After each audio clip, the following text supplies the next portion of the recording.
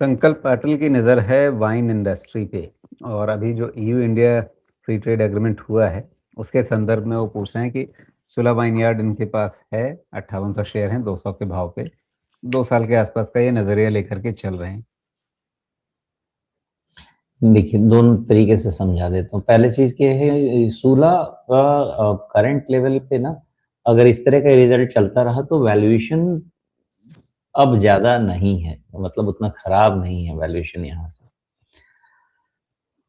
जो ईयू के साथ जो डील होगी, जो पैक्ट होगा, उसमें जो डील जो होगी, उसमें गवर्नमेंट ने एक चीज़ क्लियर रखा है कि हमारी सारी इंडस्ट्रीज़ में मतलब जो हमारा स्ट्रेंथ है, उसमें हम बहुत छूट नहीं देंगे और जो उनका स्ट्रेंथ है, वो बहुत छूट नहीं देंगे। मोस्टली चीज़ें ऐसी ही होती हैं कि मैं जहाँ वीक हूँ, वहाँ पे तुम सहायता करो, जहाँ तुम वीक हो, वहाँ पे मैं सहायता करता हूँ। मोस्टली डील ऐसे होती है।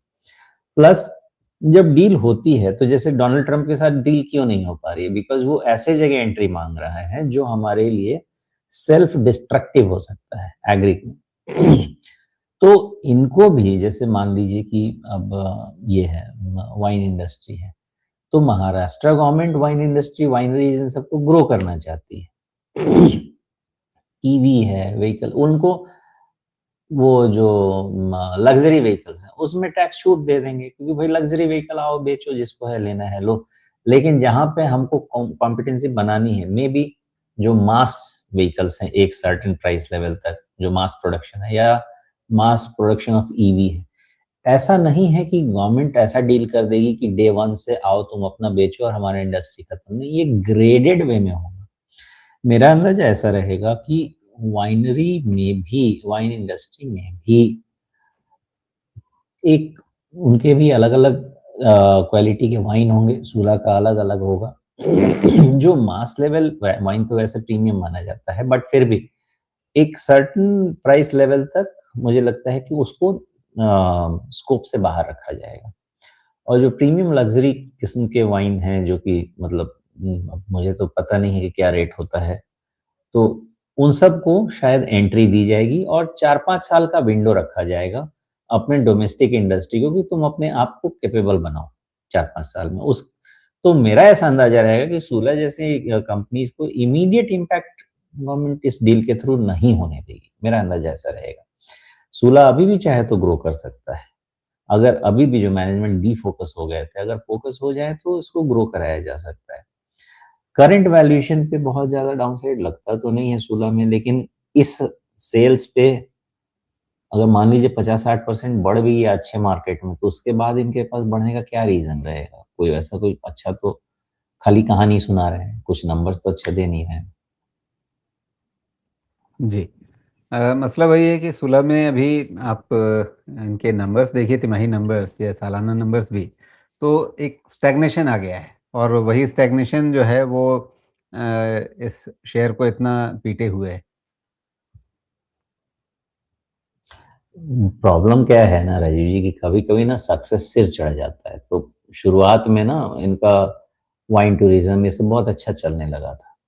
तब इनको क्या था कि अपने ब्रांड के अलावा और प्रोडक्ट बेचो, सब बेचो, बेचो, बेचो। तो भाई मेरा स्ट्रेंथ है इन्वेस्टमेंट एडवाइज़री का है। मैं जाके पैसा कमाऊँगा साइकिल का रैली करा के, तो जो चलता है वो भी नहीं चलेगा मेरा। तो वही करा इन्होंने। जो आपका कोर कॉम्पिटेंसी है उसको छोड़ के बाकी दुनिया में सब काम करने गए थे। तो डिफोकस, और एक बारी जी। डिफोकस हो जाने के बाद आपका गाड़ी अगर डिसेलरेट हो गया तो एक्सेलरेट करके फिर वो रिकवर करने में बहुत समय लगता है। तो मैनेजमेंट मेरे हिसाब से तो टोटली डिफोकस्ड हो गई थी। वो तो भला हो गवर्नमेंट ऑफ महाराष्ट्र का कि उन्होंने वाइन टूरिज़्म को प्रमोट करने की कोशिश की है, उनका वो मतलब व्यू है, तो उसके कारण ये बच भी गए, नहीं तो जिस तरह से इनकी गाड़ी चल रही थी, वो भी नहीं बचते थे।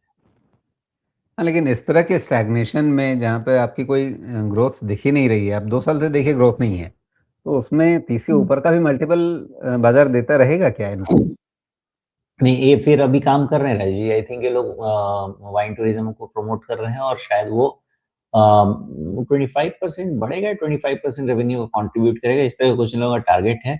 मार्जिन ऑलमोस्ट कह रहे हैं कि बॉटम आउट हो गया है, मार्जिन यहाँ से और नहीं खराब होगा और ये लोग अब फिर से अपने प्रीमियम प्रोडक्ट पे ध्यान दे रहे हैं। मतलब सारी दुनिया का जो बेच रहे थे माल, उस पे नहीं, अपना प्रीमियम वाइन वगैरह पे ध्यान दे रहे हैं।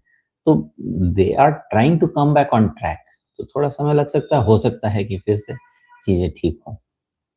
अभी दिसंबर नतीजे आने वाले हैं, ये जो कह रहे हैं उसमें कितना वो दिसंबर नतीजों में दिख पाएगा?